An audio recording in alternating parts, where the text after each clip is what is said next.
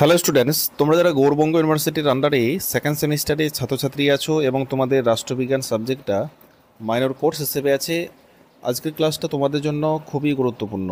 আজকের ক্লাসে আলোচনা করব তোমাদের লাস্ট মিনিট এবং ফাইনাল সাজেশন নিয়ে, অর্থাৎ তোমাদের রাষ্ট্রবিজ্ঞান সাবজেক্টের যে সমস্ত প্রশ্নগুলো নির্ভরযোগ্য, অর্থাৎ যেগুলো প্রশ্ন তোমাদের পড়তেই হবে, অর্থাৎ যেগুলো না পড়লে তোমরা পরীক্ষায় পাস করতে পারবে না। সেটা হচ্ছে যে দেখো, রাষ্ট্রবিজ্ঞান মাইনর সাবজেক্টে তোমাদের প্রথম এবং লাস্ট সাজেশান এটাই। আমি অনেক প্রশ্ন কিন্তু এখানে আমি কমিয়ে দিয়েছি, আগের তুলনায় আরেকটা সাজেশান দেওয়া ছিল, শুধুমাত্র তোমাদের পরীক্ষার উদ্দেশ্যে এই সাজেশানটা নিয়ে আসা। দেখো, প্রথম যে মডিউলটা আছে এখানে মান 10-এর জন্য রাষ্ট্রবিজ্ঞানের সমাজতত্ত্ব কী, এর প্রকৃতি ও পরিধি সংক্ষেপে আলোচনা করো। তোমরা রাষ্ট্রবিজ্ঞানের প্রকৃতি পড়ে রাখলে পরে তোমরা পরিধিটা অবশ্যই পারবে। তোমাদের এই রাষ্ট্রবিজ্ঞান থেকে রাজনৈতিক বা সমাজতত্ত্ব কী যদি প্রশ্ন আসে তাহলে এই রাষ্ট্রবিজ্ঞানের এটাই কিন্তু আসবে। তারপর দেখো, রাজনীতির সামাজিক ভিত্তিগুলো কী কী, রাষ্ট্র ও সমাজের মধ্যে সম্পর্ক সংক্ষেপে আলোচনা করো। এখানে তিনটে মান 10-এর তিনটে প্রশ্ন দিয়েছি, তিনটের মধ্যে একটা অবশ্যই তোমরা কমন পাবে। ক্ষমতা পাওয়ার কাকে বলে, ক্ষমতার সাথে কর্তৃত্বের অথরিটি পার্থক্য কী। ঠিক আছে, দেখো এগুলো প্রশ্নগুলো এতটাই ইম্পর্টেন্ট যে তোমরা এখান থেকে যে কোনো একটা মান 10-এ কিন্তু তোমরা অবশ্যই পরীক্ষায় কমন পাবে।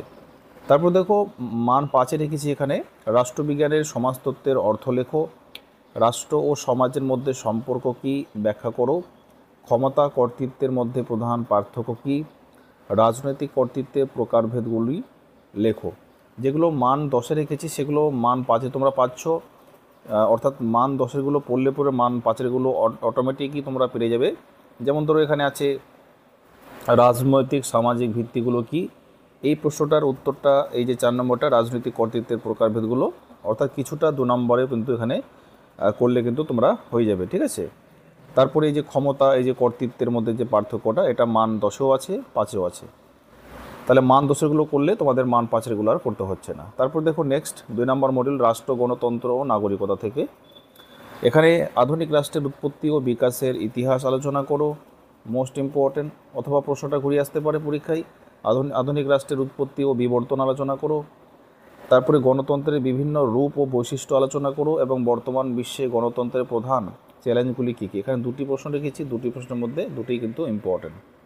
তারপরে মান 5-এ তোমরা দেখো, ধর্মনিরপেক্ষ রাজনীতি সেকুলার পলিটিক্স সম্পর্কে লেখো, নাগরিকের অধিকার ও কর্তব্যের মধ্যে সম্পর্ক কী আলোচনা করো, নয়া উদারনীতির মূল কথা কী, কল্যাণকামী রাষ্ট্রের প্রধান 4টি বৈশিষ্ট্য আলোচনা করো। এখানকার মান 5-এর কিন্তু 4টাই কিন্তু পড়তে হবে, আর এখানে 2টো প্রশ্ন অবশ্যই কিন্তু পড়তে হবে। ঠিক আছে, তারপর দেখো মডিউল 3-এ রাজনীতিতে শ্রেণী, জাতি ও লিঙ্গ। এখানে সব থেকে মোস্ট ইম্পর্টেন্ট প্রশ্ন আমি বলে দিচ্ছি, অভিজাত কাদের বলা হয়, সামাজিক স্তর বিন্যাসে অভিজাতদের ধারণা কিভাবে যুক্ত, এটা ভালো করে পড়বে।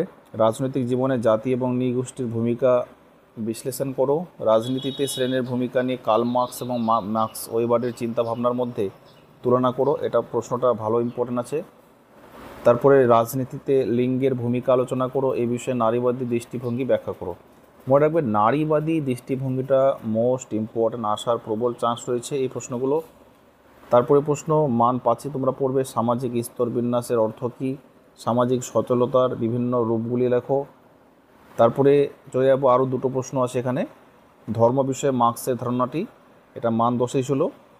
তারপর মোস্ট ইম্পর্টেন্ট এই যে 4 নম্বর প্রশ্নটা, পিতৃতন্ত্র বলতে কী বোঝো, এর বৈশিষ্ট্য লেখো। এই প্রশ্নটা মান 10-এ করে রাখবে বড় করে, তাহলে তোমরা মান 5-এ কিন্তু আসলে লিখতে পারবে। ঠিক আছে, এটা আমি এর আগের সাজেশনও দিয়েছিলাম, এই যে পিতৃতন্ত্র, এটা কিন্তু মোস্ট ইম্পর্টেন্ট প্রশ্ন। ঠিক আছে, এরপরে মডিউল 4 রাজনৈতিক দল, আন্দোলন ও সামাজিক পরিবর্তন থেকে তোমরা পড়বে এখানে মান 10-এর।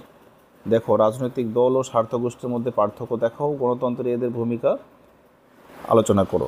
মোস্ট ইম্পর্টেন্ট, রাজনৈতিক অংশগ্রহণ কি, ভোটারদের ভোট দেওয়ার সিদ্ধান্তকে কোন কোন সামাজিক ও অর্থনৈতিক বিষয়ে প্রভাবিত করে আলোচনা করো। বিশ্বায়ন বলতে কী বোঝো, উন্নয়নশীল দেশগুলি রাজনীতির উপর বিশ্বায়নের ইতিবাচক ও নেতিবাচক প্রভাব আলোচনা করো। তারপরে রাজনৈতিক দল বলতে কী বোঝায়, রাজনৈতিক দলের বৈশিষ্ট্য ও প্রকৃতি ও কার্যাবলী বা ক্ষমতা আলোচনা করো। এখানে ক্ষমতাটাও তোমরা দিয়ে দিবে। ঠিক আছে, এগুলো মান 10-এর জন্য করে রাখতে হবে। ঠিক আছে, এই প্রশ্নগুলোর বাইরে একটা প্রশ্ন তোমাদের পড়তে হবে না। স্বার্থগোষ্ঠী আর প্রধান কাজগুলি লেখো। বিশ্বায়ন গ্লোবালাইজেশন বলতে কী বুঝো, এটা মান 10-এ আছে। রাজনৈতিক দল বা চাপ সৃষ্টিকারী গোষ্ঠীর মধ্যে দুটি প্রধান পার্থক্য লেখো। রাজনৈতিক দল ও স্বার্থগোষ্ঠীর মধ্যে পার্থক্য আলোচনা করো। এই ছিল তোমাদের সাজেশন। আর তোমরা যারা এই সাজেশন অনুযায়ী স্টাডি ম্যাটেরিয়াল তোমরা পারচেস করতে চাও, তাহলে দেখো এই যে মডেল 1 থেকে শুরু করে তোমরা এরকম উন্নত মানের নোটস তোমরা পেয়ে যাবে।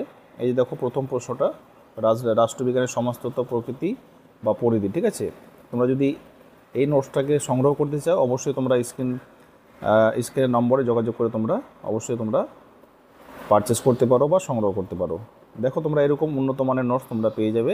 পরীক্ষায় ভালো নম্বর কীভাবে তুলতে হয় তোমরা এরকম পিডিএফ তোমরা পেয়ে যাবে।